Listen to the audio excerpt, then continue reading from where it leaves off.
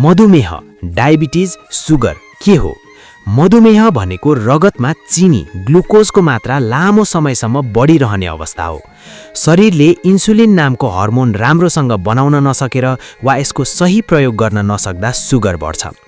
मधुमेहका सामान्य लक्षण: बारम्बार पिसाब लाग्ने, राति पनि धेरै पटक पिसाब गर्न उठ्ने, धेरै तिर्खा लाग्ने, मुख सुक्ने, तौल घट्दै जाने, कमजोरी महसुस हुने, सानो घाउ ढिलो निको हुँदैन, छाला सुकेर जाने, चिलाउने, बारम्बार इन्फेक्सन हुने, दृष्टि धमिलो देखिने।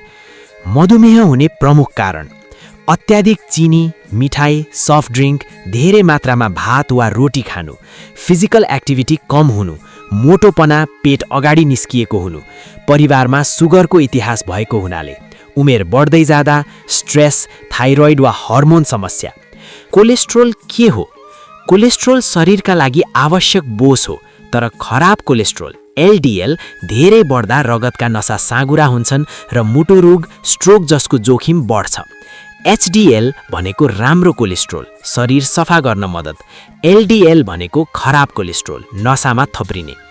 खराब कोलेस्ट्रोल बढ्दा देखिन सक्ने सङ्केत: धेरैलाई खास लक्षण नदेखाई भित्रभित्रै नसा बन्द गरिरहेको हुन्छ, त्यसैले जाँच जरुरी हुन्छ। छाती दुख्ने, भारी हुने, सास फेर्न गाह्रो हुने, थोरै हिँडे पनि खुट्टा दुख्ने, सुन्निने, अत्याधिक थकान, चक्कर लाग्ने, पसिना धेरै आउने, अचानक मुटु ठकठक गर्ने, असहज धड्कन हुने।